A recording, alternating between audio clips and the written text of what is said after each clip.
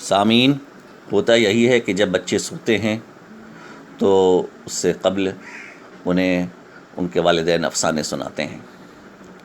लेकिन हमारे दरमियान इस वक्त एक ऐसी ख़ातून मौजूद हैं जिनको ये एहसास बहुत पहले हो गया कि उनके वालिद इस सलाहियत से कासिर हैं। वो रात को उनको सुलाने के लिए कहानी सुनाने की सलाहियत नहीं रखते, लेकिन वो कहानी सुनने और सुनाने के अमल को बहुत अहम जानती हैं। तो ये ज़िम्मेदारी आपने अपने ऊपर ले ली और अब होता यही है कि सोते वक्त आप अपने वालिद को कहानियाँ सुनाती हैं। आज से तकरीबन एक हफ़्ते कबल आपके जुड़वा भाई पैहम नवरस ने अपना एक अफसाना यूट्यूब पे नशर किया।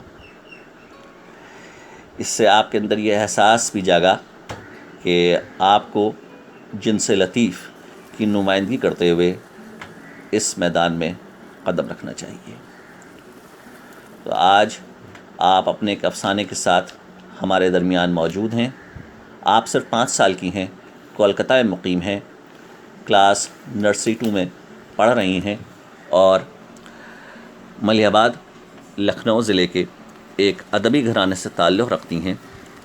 आपके दादा जान अनवर नदीम साहब, आपके नगर दादा अब्दुल रऊफ़ ख़ां लुत्फ़ मलिहाबादी और आपके सगर दादा मोहम्मद मुर्तज़ा ख़ां वस मलिहाबादी सब उर्दू ख़ास तौर पर उर्दू के नुमाया शुरा थे।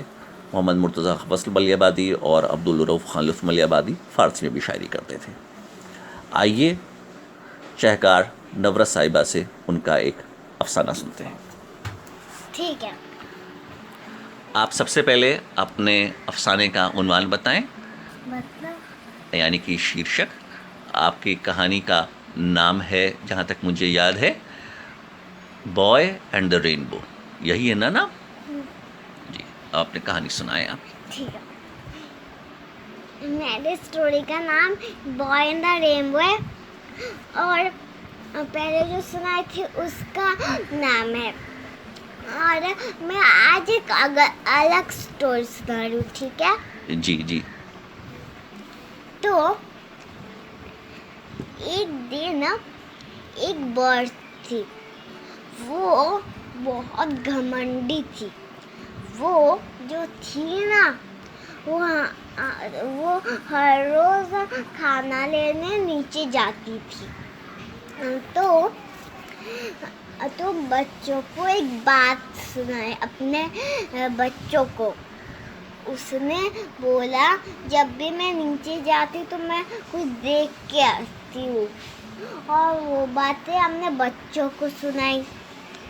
तो एक आदमी उसे पहाड़ पर आया और उससे बोला कि